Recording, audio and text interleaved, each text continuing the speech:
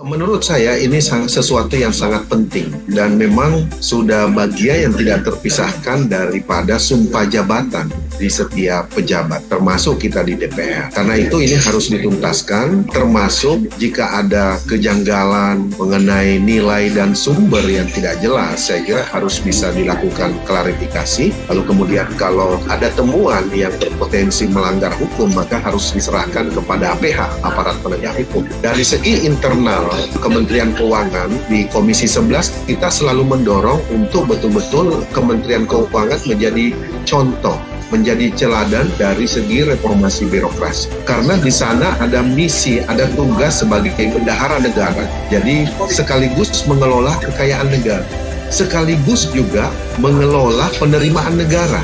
Jadi ini sesuatu yang tidak ringan, karena trilateral dalam sebuah penyusunan pembangunan nasional, ujungnya itu Kementerian Keuangan.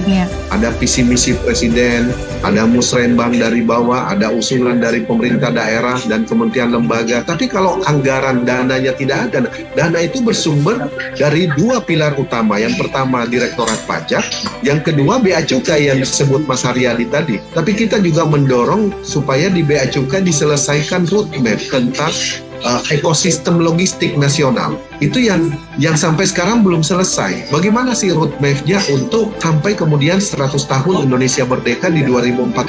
Itu yang kita dorong. Yang kita dorong supaya setiap tahun KPI atau indikator kinerja utama yang kita sudah tetapkan setiap direktorat termasuk DJP dan DBJC itu betul-betul bukan hanya sekedar simbol tapi bisa diwujudkan. Yang kedua, asas transparansi ini sesuatu yang sudah mutlak adanya. Ini negara adalah negara demokrasi. Negara ini semua orang bisa memberikan kontrol, pengawasan, pendapat terhadap sebuah kebijakan program, termasuk perilaku para pejabat. Karena itu tidak ada lagi sesuatu yang bisa kita sembunyikan. Saya yakin dan percaya Ibu Menteri Keuangan memiliki goodwill, effort yang sangat besar terhadap proses transparansi di lingkungan Kementerian Keuangan termasuk di DJP. Dan kita dorong supaya Ibu Menteri jangan ragu-ragu untuk melakukan evaluasi terhadap eselon 2 dan eselon 1 di tingkat DJP termasuk Direktorat Jenderal Bea Cukai. Jika memang itu mempengaruhi kepercayaan wajib pajak atau kepercayaan dunia usaha terhadap kemungkinan berdampak terhadap penerimaan negara. Karena ini sudah menyangkut masalah pembangunan nasional, anggaran pembangunan nasional yang bersumber dari dua pilar utama ini. Nah, karena itu yang tidak kalah penting kita menghimbau supaya kepada tokoh-tokoh masyarakat, supaya jangan juga kita memberikan opini untuk menghentikan pembayaran pajak, karena itu dampaknya buat anak cucu kita. 20% APBN kita untuk pendidikan. Ada banyak sekolah-sekolah di kampung-kampung kita, di pelosok-pelosok desa yang memerlukan anggaran pembangunan.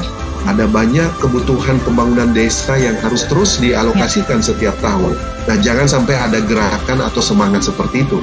Dan kita himbau untuk kita sama-sama memberikan edukasi ke masyarakat dan kita mengawasi bersama. Karena tidak ada jalan lain. Kepercayaan wajib pajak adalah sesuatu yang mutlak harus dijaga. Dan perilaku petugas pajak tidak bisa ditoleransi lagi. Karena ini betul-betul penting sekali. Dari tahun ke tahun selalu ada kejadian. Dan ini berdampak besar terhadap kepercayaan wajib pajak kita.